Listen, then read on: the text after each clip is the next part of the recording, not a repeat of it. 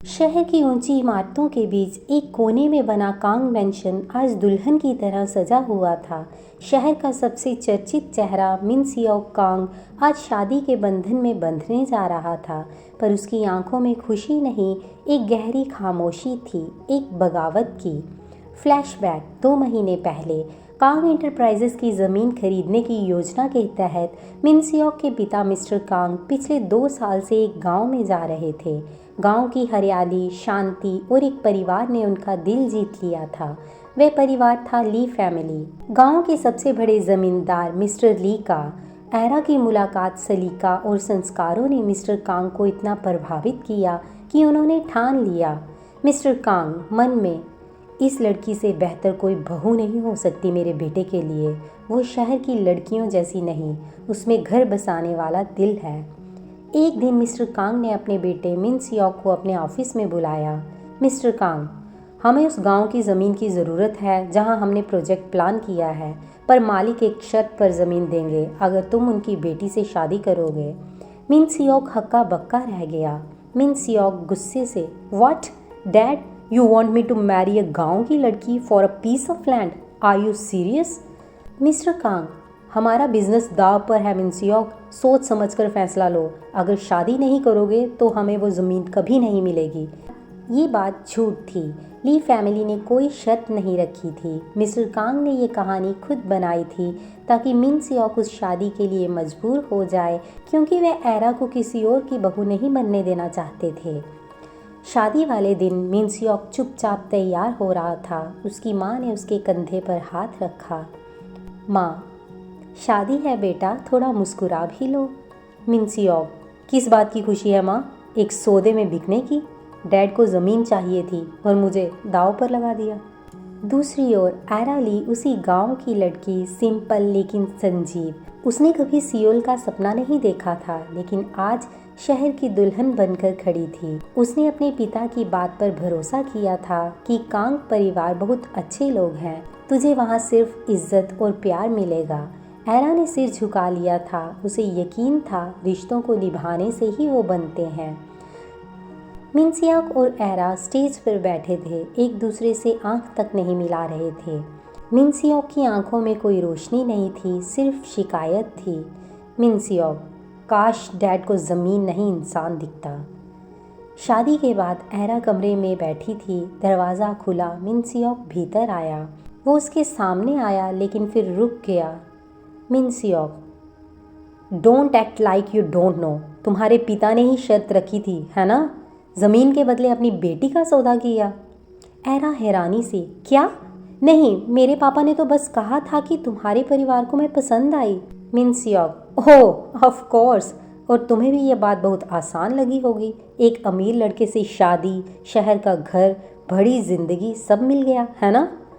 Era की आंखों में आंसू थे, लेकिन उसने सिर झुका लिया। एरा, मैंने कभी सौदे में हिस्सा नहीं लिया। मुझे तो खुद नहीं पता कि मैं आपकी ज़िंदगी में क्यों लाई गई। मिन सियोक कुछ नहीं कहता, बस बालकनी की ओर चला जाता है और दरवाज़ा बंद कर देता है। एरा अपनी डायरी खोलती है।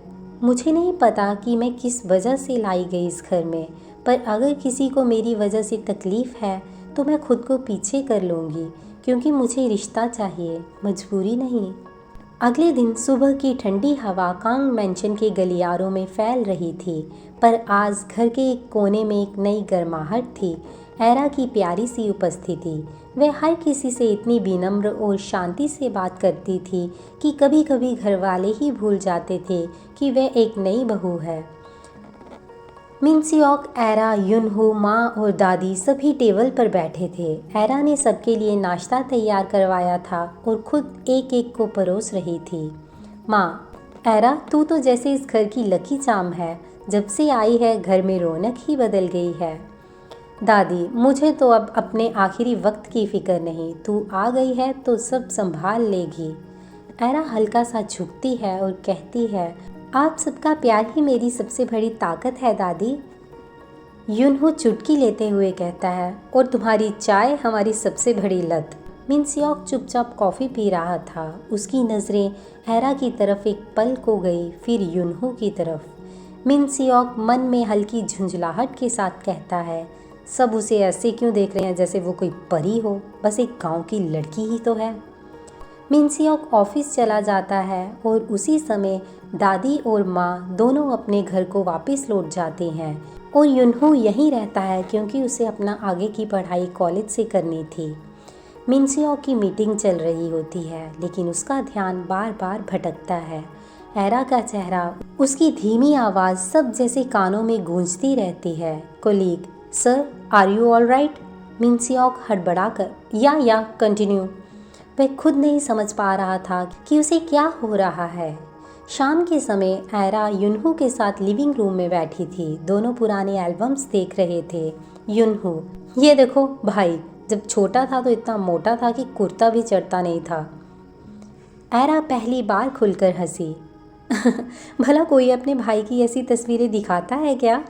युनहो, जब भाई सीरियस हो तो किसी को तो बैलेंस करना पड़ेगा ना। मिनसियोक ने ये सब दूर से देखा। उसकी नज़र युनहो पर टिकी रही, उसके लहजे पर, उसके हंसते हुए चेहरे पर और फिर एरा की मुस्कान पर। मिनसियोक मन में कहता है, अनबिलीवेबल, सबको जैसे कोई खेल लग रहा है ये शादी। रात के समय एरा कमरे में अकेली बैठी थी, तभी मिनसियोक अंदर आया। कमरे में चुप्पी थी लेकिन आज उसके चेहरे पर नाराज़गी नहीं, थकान थी। एरा, आप खाना खा लीजिए, मैंने इंतज़ार किया था। Minseok, stop acting like a wife era, तुम्हें यहाँ बस रहना है, निभाना कुछ नहीं है। एरा की आंखें कुछ पल को छलक उठी लेकिन उसने खुद को संभाल लिया। एरा, मुझे आपके करीब आने की कोशिश करने का हक नहीं चाहिए। मैं बस चाहती हूँ कि आपके आसपास रह सकूँ ताकि आप अकेले ना हो। मिनसियोक का चेहरा कुछ पल को बदलता है लेकिन वह फिर मुड़कर वॉशरूम चला जाता है। एरा की आंखों से चुपचाप 2 आंसू बह जाते हैं।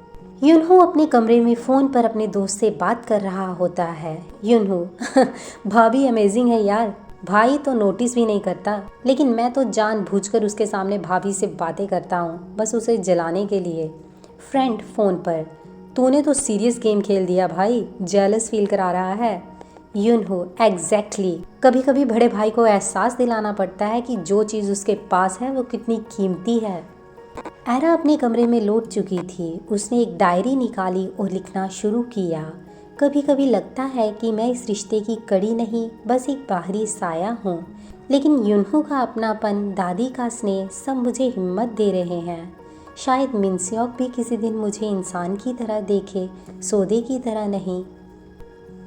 कांग मैंशन की सुबह आज भी वैसी ही थी, शांत, भरी हुई, लेकिन अब कुछ बदलने लगा था। मिनसियोक जब नाश्ते की टेबल पर पहुंचा, युनहो और एरा वहां पहले से थे, हंसते बातें करते पास बैठे हुए। युनहो, एरा, तुमने कभी बैडमिंटन खेला है? आज शाम को खेलते हैं। एरा संकोच से, मैंने बचपन में खेला था पर अब बहुत साल हो गए। युनहो, परफेक्ट, मैं तुम्हें फिर से सिखाऊंगा, वैसे भी सियोल में कोई और तुम्हें घुमा भी नहीं रहा। एरा हंसने लगती है। मिनसियोक ने चुपचाप टोस्ट उठाया लेकिन अब नज़रें सीधे एरा पर थी, फिर युनहो पर। मिनसियोक, युनहो, तुम्हारे पास कोई और काम नहीं है क्या? युनसू थोड़ा चौंका, फिर मुस्कुराकर बोला, भाई थोड़ा सा रिलैक्स करो, मैं बस भाभी के साथ बैडमिंटन खेलना चाहता हूँ। मिनसियोक, भाभी या कोई और रिश्ता बन रहा है तुम्हारा? एक पल को टेबल पर सन्नाटा छा गया। एरा ने नज़रें झुका ली। युनहो हंसी में बात टाल गया लेकिन मिनसियोक की आंखों में अब कुछ और ही जल रहा था। शाम के समय गार्डन में युनहो और एरा बैडमिंटन खेल रहे थे। दोनों हंस रहे थे, लड़ रहे थे, एक दूसरे की हर बात पर ताली बजा रहे थे। दूर बालकनी से मिनसियोक उन्हें देख रहा था। वो खामोश खड़ा रहा लेकिन उसकी उंगलियां रेलिंग को कसकर पकड़े हुई थी। उसके अंदर कुछ ऐसा था जो उसे छटपटाने पर मजबूर कर रहा था। मिनसियोक, वाई डू आई केयर? क्यों फ़र्क पड़ रहा है अगर वो हंस रही है और वो उसके इतना पास है? रात के समय खाना खाने के बाद एरा और युनहो टीवी देख रहे थे। युनहो मस्ती में पॉपकॉर्न उसके ऊपर फेंकता है। एरा, तुम इतनी सीरियस होकर मूवी कैसे देख सकती हो यार, थोड़ा चिल तो करो। एरा, तुम तो बिल्कुल बच्चे जैसे हो। युनहो, मैं बच्चा नहीं हूँ एरा, हम उम्र हैं, रिमेंबर? अचानक सीन में मिनसियोक आता है। उसकी आंखें युनहो के झुके हुए अंदाज और एरा की मुस्कान पर अटक जाती हैं। मिनसियोक, एरा कमरे में आओ। एरा सकपका जाती है। युनहो कुछ कहने ही वाला होता है, लेकिन मिनसियोक उसे घूरता है। एरा चुपचाप उठती है और मिनसियोक के पीछे पीछे जाती है। रात के समय कमरे में चुप्पी थी। काफ़ी देर की चुप्पी के बाद मिनसियोक तेज लहजे में कहता है, तुम्हें बहुत अच्छा लगता है ना युनहो के साथ हंसना, बातें करना, घूमना। एरा, क्या? नहीं, मैं बस। मिनसियोक, तो अब तुमने मुझसे मिलने वाली बेरुखी को उसके साथ हंसी में बदल लिया। Good strategy. एरा, मैंने कुछ गलत नहीं किया। वो तुम्हारा भाई है और मैं सिर्फ इस घर में जीने की कोशिश कर रही हूँ। मिनसियोक, तो मेरी नज़रों के सामने मत जिया करो ऐसे। एरा की आंखों में आंसू बहने लगे थे। वो चुपचाप मुड़ती है और कोने में जाकर बैठ जाती है। मिनसियोक उसकी पीठ देखता है और उसके शब्द उसके दिल में गूंजते हैं, मैं सिर्फ जीने की कोशिश कर रही हूँ। उसे पहली बार एहसास होता है शायद वह कुछ ज़्यादा बोल गया। एरा उठती है और अपने कमरे में वापस चली जाती है। युनहो अपने कमरे में अपनी डायरी में कुछ लिखता है। भाभी टूट रही है और भाई अभी भी समझ नहीं पा रहे, पर मैं नहीं रुकूंगा जब तक भाई को यह एहसास ना हो जाए कि उन्होंने क्या खोने की कगार पर रखा है। आपको ये कहानी कैसी लगी कमेंट करके ज़रूर बताएं और आगे की कहानी के लिए देखते रहें शादी बाय फोर्स।